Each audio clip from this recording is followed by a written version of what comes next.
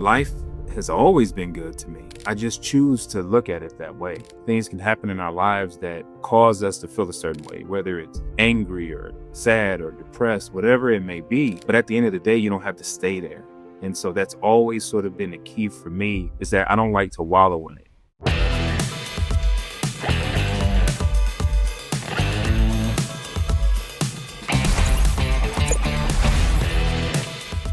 Welcome back, everyone, to the Sparks of Gratitude podcast. I'm your host, Randy Sparks, and gratitude can change lives and even save lives. So welcome. We're so excited to have you at the show. You could be anywhere in the world right now, and you're choosing to share some of your time with us. We have an amazing guest today, Brian Coleman, who is the founder and CEO of something called A Heart to Help. That's a heart number 2, Help, which is a free care sharing app that's designed to connect individuals seeking assistance with people who are eager to help them. And Brian can talk to us a little bit more about that, but I'm sure we'll get deeper into what inspired Brian and his stories and, coming from growing up as a child through going through the Air Force and a surgical technician on to helping people who need help right now. So Brian, welcome to the conversation. Thank you so much, Randy. Just a pleasure to be here. I'm just really excited. Very excited. All right. Brian, I was fortunate enough to be connected to you through one of our mutual friends, which we probably need to shout out, Randy McNeely, who is a kindness superhero on a mission to spread kindness throughout the world. We've had him on the podcast, and he's introduced me to so many great people. And if he endorses you, that's all I need. So, I'm really curious, and as I meet you and as our listeners meet you, to understand, well, one, what is a heart to help? But then maybe we can go back in time and learn, well, what inspired that and what was beneath that and what was beneath that that helped you become who you are and what instilled these values in you. Definitely. And yes, I just want to shout out to my good friend and brother, Randy McNeely, who is definitely changing the world. Such a kind soul, just very authentic, very genuine. Met him through LinkedIn. And like you said, I mean, he's just opened up, the world as far as just all the kindness connections. And just like this, this brotherhood of just, people who are out here just trying to spread kindness throughout the world. And it's really, truly humbling, and it's just, beautiful to be a part of. So, again, Randy, love you. Thank you for everything. And so, yeah, Heart to Help is a free care sharing app that is, basically it allows people to help people in real time. The inspiration, behind that is, just wanting to connect people and just wanting to just be able to offer the help the way that it used to be when I was growing up. Originally from Ohio, from the Midwest, and so I've always sort of felt like that there was a, something true about the Midwest values, and just growing up as a kid, we didn't think anything different. The one thing that we knew was that we looked out for one another. Life was pretty good. We didn't necessarily have a whole lot, but we had friendship and we took care of each other. And so for me, that's sort of where it all, started, in a sense of, just kind of having that childhood that, we grew up, outside all day playing and just enjoying, that time, in a sense. But then also being a part of a bigger community where, streets would come together for little block parties, and we just looked out for one another. And our parents made sure that we did that as well. So that was sort of like where it all kind of started, in a sense. And I'd love to hear about that inspiration. So I've got kind of 2 questions I want to pivot on that are going different directions. One is specifically what the app. I mean, people can download this app, A Heart to Help, right now. It's something that's available, and what that app does, provides, and how it works.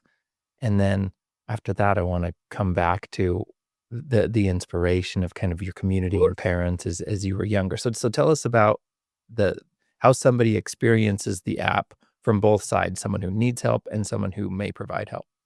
Of course, of course. So the app is free for users that want to offer help, and then it's also free for users that may require some sort of assistance.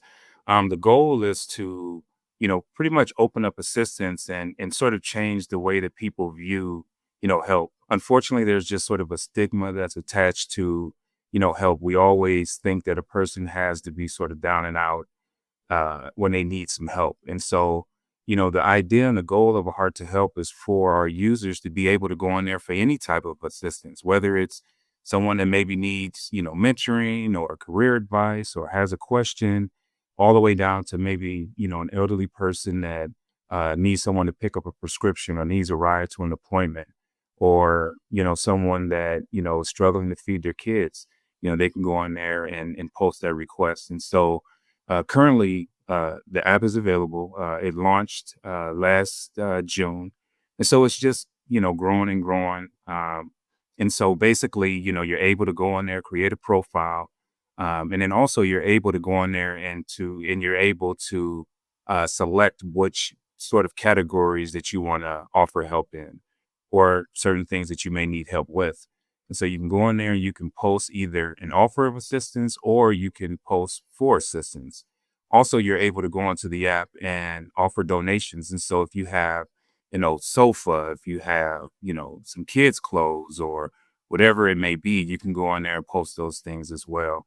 And so the goal is to build this community that's not necessarily just local or just, nationwide. It's something that can truly be global, because at the end of the day, we all have gifts, that we can share with one another, and it's not just about sharing your gifts with your friends, your family, your colleagues, the people that are closest to you.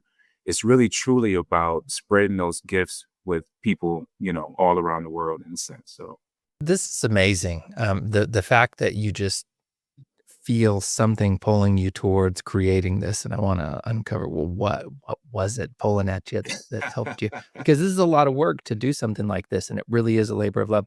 I mean, you're a total labor of love for you to put the time and effort into something like this, to doing something good in the world. And so it sounds to me like if I'm gonna experience this app, I mean, I can pull up the app and look and say, well, in my community, I can see, oh, well, somebody needs this and I can volunteer that assistance. Or would I be alerted if I say, hey, look, I've been a math teacher my whole life and I'm retired and I'm just hanging out and I want to be helpful, and I could offer, just say, hey, I'm available for math tutoring services or something. And then somebody just needs that help and they kind of see that I'm in there and request that help from me. Is maybe that exactly what works? it is. And that's actually the way that I would love for everyone to start thinking about it, is because, just the example that you gave is exactly what a Heart to Help is all about. Because that's something that crosses borders, where there could be someone that's in, another state that's really struggling with math. And they just maybe need someone that can help them. And so you're able to go into the app, post that request, and you're able to, either scale it down to your community, or you can open it up to the entire world in a sense, because not all help necessarily needs to be in person. So some of it can be virtual. And then also when it needs to be, in person, we have a feature on there that's basically like a FaceTime feature, video messaging, where you can it just ensures like an extra layer of safety. So let's just say someone's on the side of the road and they have a flat tire and they've never, fixed the tire. They don't have AAA. They're able to go create that post, and I could just be getting off of work. I get that alert on my way home, and we could, face or video message each other to make sure that it's safe, that I can see what needs to be done, and if I'm able to help. And then once we both agree, their location is unlocked at that point. And then I can step in and help and then just go about my day. Maybe I've spent 15 to 30 minutes helping someone, but it could have made the world of difference to that person. So that's really the key, is that, again, we all have things that we can offer. Wow, that's amazing and pretty exciting to see how this helps. Okay, so I'd love to hear of, man, I keep thinking of, I've got 10 million questions for you, Brian. Can you share with me maybe some specific examples of experiences that you've seen through the app thus far? Yeah, for sure. One of the first ones was, it was pretty amazing. It was right before the app had just launched, But again, just being on social media platforms and just letting everyone know about it. Someone reached out to me on LinkedIn from Pakistan, and basically this gentleman was in a wheelchair for his entire life, quadriplegic, and he was saying how he just needed like an electric wheelchair, and he was basically saying how he needed an electric wheelchair. And so, basically, I could just tell by his message that it was just a sense of like desperation. I was telling him, I was like, well, the app just launched. And so, it just may not be a lot of, users on there, but, feel free to go ahead and post on it. And so he was just basically saying how in his culture, he had just gotten married. And I guess in his culture, his wife couldn't necessarily push him around. Like he had to have a male push him around. So then he felt like they didn't really have privacy. Then also it just made him feel less than. And this same gentleman had basically went got his master's degree. He was a tutor, so he was in this position, but then he was also like helping, other people as well. And so I talked to my wife and I was just like, you know what? I think we should help, And so we prayed about it. And sure enough, he sent, like the information on the wheelchair. And so I ended up getting the company's information. And so I reached out to them on WhatsApp. And the wheelchair wasn't even, it wasn't that much anyway. And so I'd reached out on WhatsApp and I'm like, hey, this gentleman, he reached out. Do you know him? And they're like, oh yeah, yeah, we know him. He's purchased things from us before. So I'm like, oh, okay. This must be a scam. I'm thinking like he probably takes wheelchairs and, sells them or something. And so I asked the person at the store and he's like, oh, no, no. He's like, this guy, he bought a bedpan from us. He was like, there's no way that this guy could ever scam anyone. He has a heart of gold. He helps people. He mentors. He tutors. And so now I'm feeling like, wow, kind of humbled and bad myself that I even thought about that. And so, long story short, we ended up, getting a wheelchair. He sent a video about basically how he changed his life. And so, here I am in Los Angeles. Within 2 days, this gentleman had a brand new electric wheelchair. And so that was just sort of one of the examples from the start of like, wow, this actually worked. I would have never known about him. I would have never known about his situation. I would have never been in a position to help him had it not been for that app. And so, we've helped, people in Africa, people have stepped up and donated. And so it's slowly going, but it's only because it's just me at this point. And so I think just everyone understanding that this app is for everyone, whether you need help, whether you want to offer help, this is the type of app that would really, really, truly sort of change the way that we interact and the way that we, help each other. And so I just feel like that it's something needed. And I would get messages from LinkedIn every single day from people all around the world that's basically saying that this app is really, really, truly needed. And I would get, I would want to help, but it would break my heart that I'm not in the position to help everyone, but at the same time, I just realized that it was really, really, truly a need for something like this. Oh, it sounds like, building the app is just, like, exponentially creating the opportunity where Brian Coleman desires to help, and as much as you can help individually, you're just creating the space, the technology, the opportunity for someone else to step in and Exactly. make that much easier. Yes. Okay. Because people want to help. Yeah. They just don't necessarily know how to help sometimes. So That's my next question is sometimes just knowing how to help. And so acts of kindness, I believe that, people are starving for kindness and people also want to do good.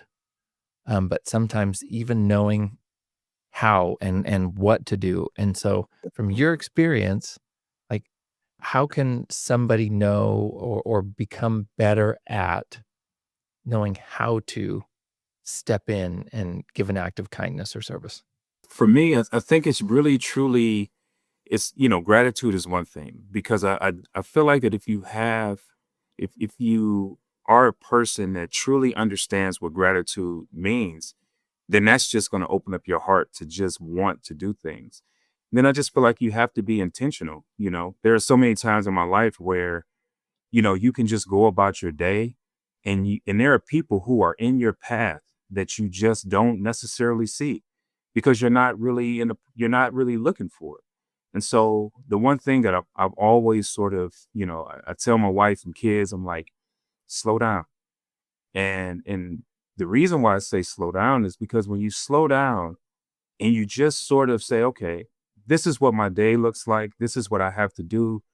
Okay, you can approach those things, and you can, handle your day however you need to handle it. But if you just sort of slow down, you'll be truly amazed at what you see around you. And it doesn't necessarily always have to be like the people who need help. It gives you a sense of like life is pretty good. I don't have really anything to complain about.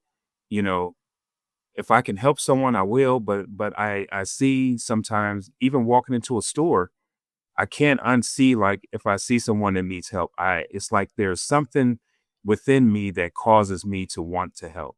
And it's just because I always know like that could be me. I've always felt it in my soul, like that could be me right there. The only difference is maybe I have a better support system, or maybe, God has blessed me in a different way, but that could easily be me. So why would I just, you know, walk by like this person is invisible? So, So I imagine that that attitude you have was influenced somewhere from someone, or I mean, maybe part of it is just innate in who you are. And I imagine you have people and community that influence that. So take me back in time and share with me who inspired you to see the world that way. to be honest, there's always going to be sort of one moment. I've had so many moments in my life that truly, truly like inspired me, that changed my outlook, that my perspective, everything.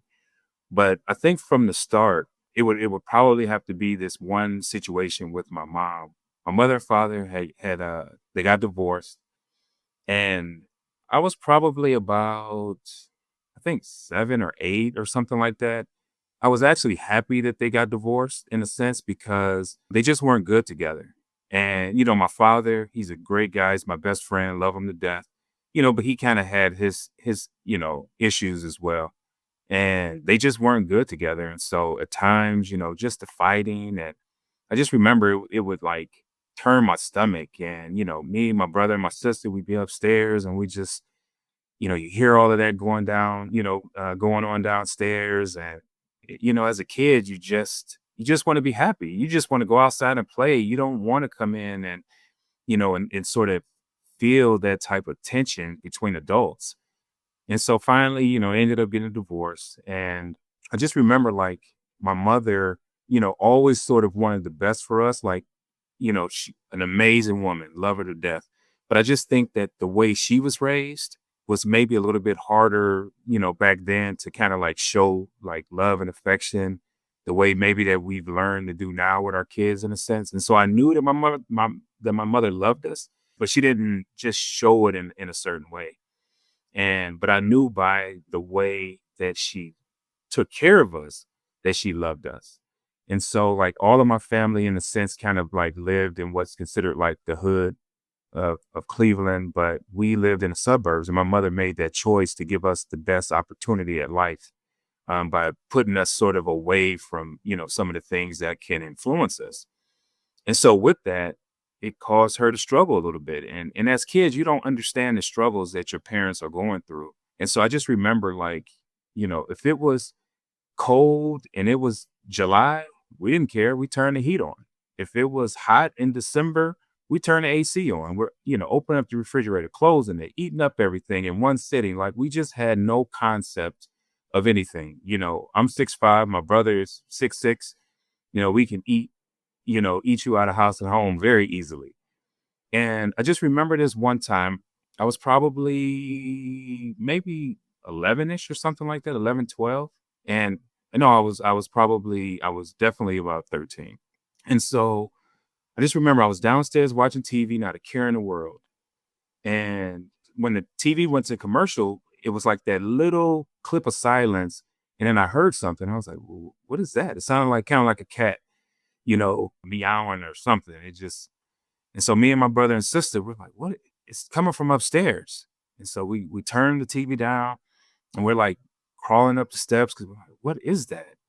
And I'm first, and so I get to the landing of the stairs, and I look to the left, which is my mother's bedroom, and she was sitting on the bed, and she had like all of these bills around her, and she was just bawling, and I just remember like, wow, like people show love and they show kindness a different way, and yet she was struggling, struggling, struggling, and we didn't know. She tried to hide it from us. And from that moment, it changed me. It made me like lock in. It made me like at that age, like we were working at a country club. We used to caddy. And I remember I would give her money Mother's Day. I would rent limos. I would take her to plays. I would, if it was, no toilet paper in the house, I would buy it. If I saw the milk was low, I would buy it. Like it caused me to sort of understand what kindness, sacrifice, love, all of those things was really about. And to this day, but for a long time, she didn't even know that we saw her, but it changed us in a way that it made us like honor her a little bit more and understand like, what kindness and selflessness is really, really truly about. And to this day, it still bothers me, like in a sense, in a good way, but I just will never forget it when I saw her on the bed crying. Like it literally like crushed my spirit and was just like, I want to do everything that I can to help my mother. And obviously looking back, I think, what if there was a service or an app like a Heart to Help back then, where she probably could have gotten some help from community around her, instead of sort of like struggling in silence. So Wow, that's really tender and special and impactful, Brian. Thank you for sharing that. Now, a service like a Heart to Help didn't happen or exist back then. It sounds like you and your brother stepped up and were that really formed and transformed who you became, informed by that and other experiences. Did your mom have anyone else in her circle? I mean, where was she? Where did she have any support? no, I mean, that's the thing is that sometimes in our circles, we're sort of the top of our circles in a sense. And so, when you look around, you're the person that maybe helps others, but then when it's time for you to sort of need help, there's really no one who can kind of come to your aid. At least that's how it felt, I'm sure, for her then, because she had a good job in a sense. She was was an X-ray tech, and so my father, he worked at the post office. He paid his child support. So, for me, like she was doing a lot better than most. But I think honestly, because of her making that choice to say, "I'm going to put you up in a better neighborhood," then that sort of stretched her a little bit. And then we just realized at that age, like we didn't have a lot of extra for the things that we would have wanted as kids. And so, when all the video game systems came out and all the clothes and things like that, she didn't have money for that. And then, as a kid at first, you don't understand it. You're just kind of mad at first. You're like, I want these new Jordans. I want this, this new outfit. And she's like, no, no, no. Once I saw that, that once I was able to witness her in that situation, never asked her again because we went out and got it for ourselves at that point to try to, help her with those things to say, you know what, if I want these things, I'm not going to burden my mother for these things. These are definitely, wants and not needs. And at a young age, it just taught me to work hard and watching my older brother as well, to work hard for the things that we want out of life in a sense. So that was, yeah, back when you were very young, 13 years old. And have you or your brother been able to have this conversation with your mom since then? And what's that been like? Definitely, yes. I had the conversation with my mom. I want to say it wasn't even that many years ago. It was probably like definitely less than 5 years ago. And for me, it was a tough conversation, and she remembered it, but I think she tried to play it like maybe she didn't remember it. But, it was just for me, I wanted to always let them know, my mother and my father know, like, how much they were truly, truly appreciated. It wasn't that I was a horrible kid or anything like that, but I was a different kid. Like, I was the baby, and I think at a certain point, your kid I mean, your parents, when they've already had, 2 or 3 kids, by the time they get to the baby, they're just like, figure it out. And so I was just more of like wanting to go out and experience the world and see the world. And I was the type of kid that if my, you know, mother told me not to do something, I was like, well, that's not really like a hard no. Let me try to wiggle my way into this somehow and let me just try to stretch, the boundaries a little bit more. And I just think that now she realizes that I was different. Like I saw the world differently. But I think the takeaway is that back then, our parents, if you had like, siblings, so if there was like three of you, your parents felt like then, at least my experience and what I was around, was that they raised them all the same. Like they felt like that if they told one not to do something and a second and a third, that they all would sort of be the same. Not understanding that it's just different. Like you have different personalities, different outlooks. And so she didn't understand it then, but now looking at it, she's like, okay, we should have like maybe put you in different things because you were more curious about certain things and we didn't understand, why in a sense. And so I think now in hindsight, that's probably helped me when it comes to my own kids in a sense is understanding that they all need to be sort of raised a little differently. Yeah, what an interesting thing being a parent. Nobody knows how to be a parent. Your kids teach you how to be a parent because you've never done it before. So true. Um, you brought up something that I think is a really fascinating concept to me is the idea of the person who is the the caregiver, right? They're kind of at the top of what they perceive to be that situation. So let's insert that in. Okay, well, it's the single mother or even the parent, where they can rely on each other. But what if it's the single mother or father? Or what if it's the owner of the business who has all the employees that are relying on them? Or I mean, fill in the gap of whoever this may be, where there's somebody that's kind of the person everybody else relies on. Who does that person go to? And I'd love to hear your thoughts on that. And where do you go when you are that person? Because I think there's a lot of people. It's a lonely place, and so who can we lean to? No, I 1000% agree. Very, very lonely at times. For me, it's kind of been a blessing in a sense. I wouldn't even say that it's a curse. I mean, it's been a blessing. And so I just take the blessing as sometimes things are good, sometimes things are maybe not as good.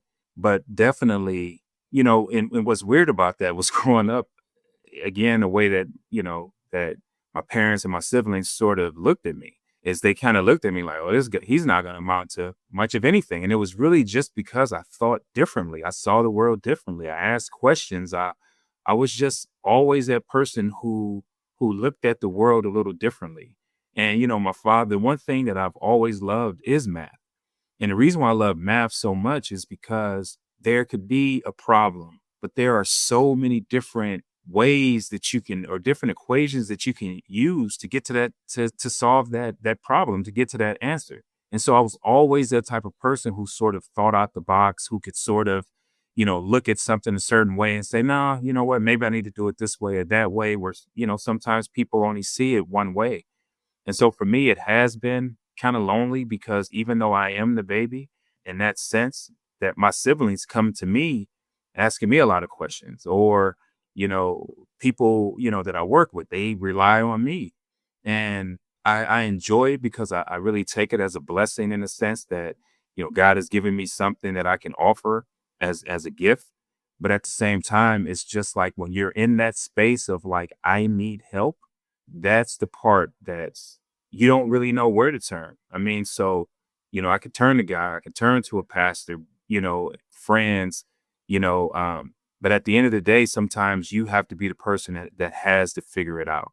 And so it's just sort of the challenge that I've always sort of taken, but it is draining.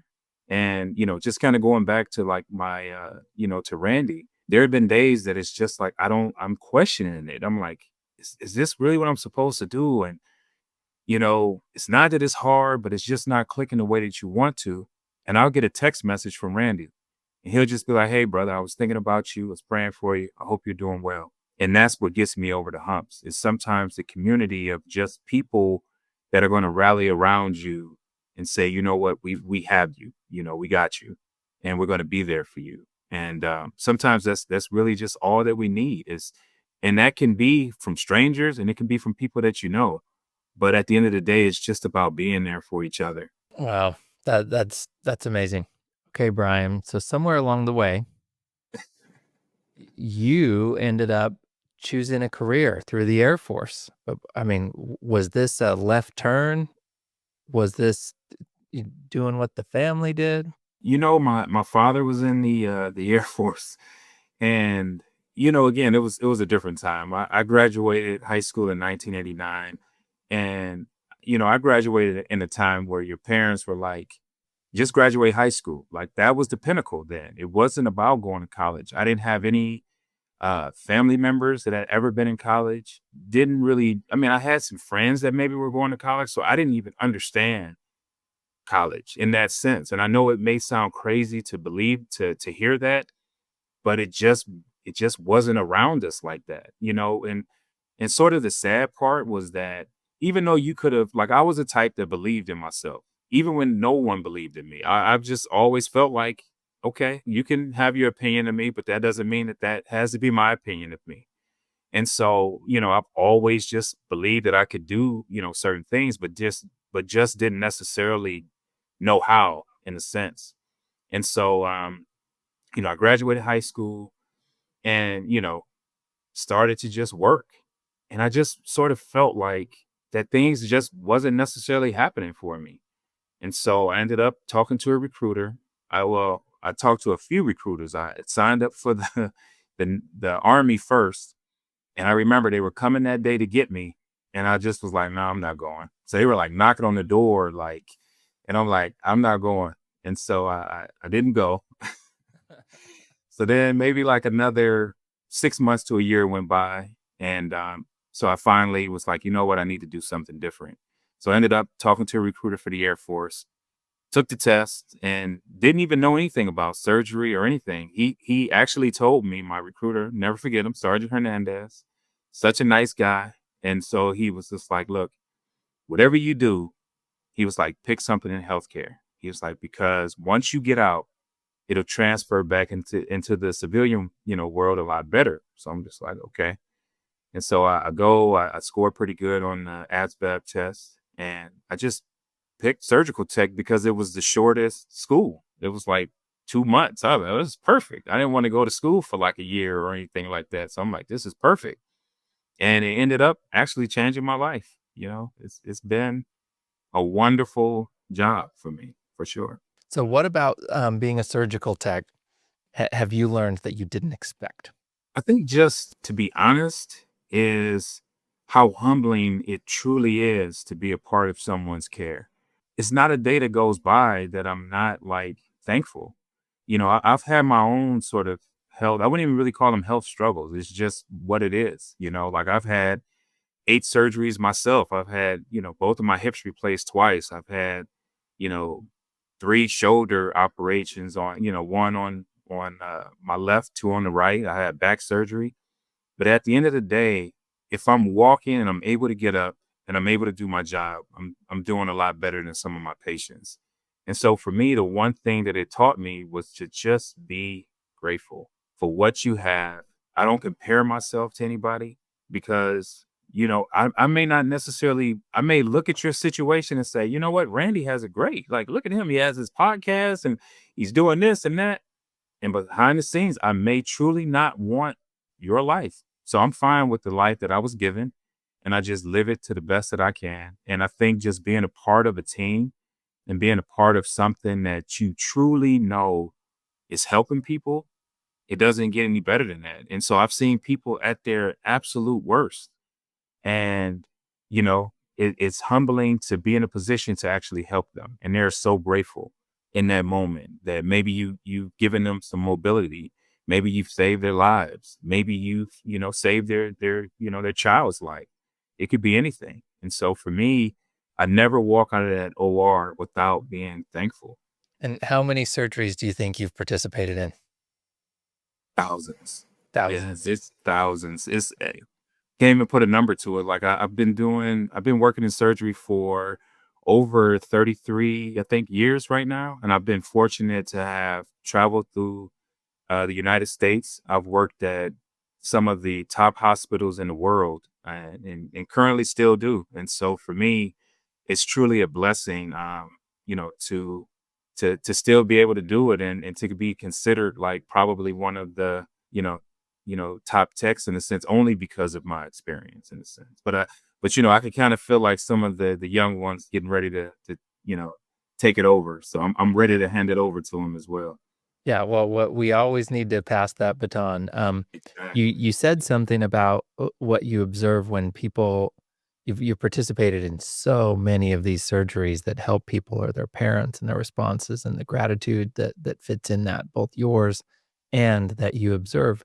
Do you have any standout experiences where you've been able to experience the gratitude of a patient or a patient's family?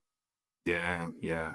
I used to work at a children's hospital, and that was always tough. Working at a children's hospital, especially like a major hospital that does trauma and everything else.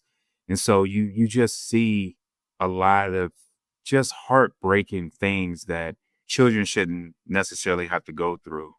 And two of the experiences that stand out the most was there was this young boy, he was probably 6 or 7 or something like that, and, he was going through some sort of, I don't think it was cancer or anything, but I just remember he had some sort of, like, bowel situation or something like that, and so we were gonna operate on him. It was kinda like a last, ditch effort. If this worked, then great. If not, then that was probably it. And, this hospital, we would allow the parents to come in while we were putting, the child to sleep. Just, an added comfort that I thought was a beautiful thing in a sense because, the kids, they don't necessarily always know what's going on. And so this one doctor, he was very, very nice, but he was kind of just more business, like kind of stoic most of the time. Didn't really laugh. He was just straight business. And so he came in and he was just like, we're going to try to help this kid, but once we sort of get in there, depending on how it looks, we may just open and close this patient. And so we're all kind of feeling kind of bad about it. They bring the patient in with his parents and they're just bawling. And so it's so much tension in a sense of like, wow, this is horrible. And they were just crying, but they just kept thanking all of us because it's the team, it's the doctors, anesthesiologists, it's the nurse, it's the tech, it's everyone that's basically in the room. We're all a part of that patient's care. And so we go in and there's just nothing, like we had to basically close within like 5 minutes of opening, because it was too progressed. And we were all bawling. We were all crying. I never like it was kind of like hard to see the doctor crying because I had never pictured him that way. Like he just seemed like he would be the type that would be able to deliver the news of like, I'm sorry, there's nothing else that we can do. But he was so affected by that. And it just caused the whole room to just be affected by that. And, I used to do like a lot of cardiac surgery on little babies. And at the time, my son was like 3 months. And here I am operating on a 3-month-old baby that needs heart surgery. And I just remember I would get off of work and I would just go home because I was working like the mid shift, the 11 or 3 p.m. to 11 shift.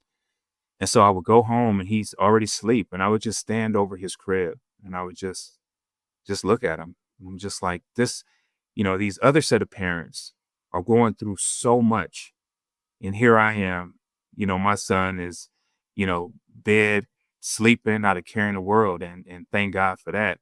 And so that's the perspective that people don't necessarily, always see or understand. And then there was this other situation where there was a little boy who was about 4 years old, and he came in and his leg was like mangled. And so we were asking him, we said, like, he was so sweet, and we were asking like, what happened? He's like, oh, I was my, granddad was out there mowing the grass. He told me to stay in the house. And I just wanted to go out and surprise him and hide from him. And so apparently the grandfather didn't know that the little boy was out there. His grandson was out there and he was mowing the grass. It was really high. So the little boy was sort of hiding in the grass. And when he was kind of lifting up the lawnmower to like, keep going forward, he didn't know his grandson was there. So when he put the lawnmower down, it hit his grandson's leg and it mangled it to a point of like amputation.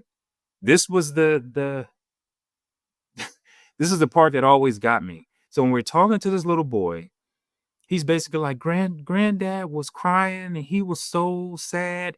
And I told him, you know what, Granddad? Accidents happen. It's okay. Accidents happen. Like, little boy lost his leg. And he basically was saying, it's okay, Grandpa. You made an accident. And to me, that's like the ultimate of, a perspective at that age, you know?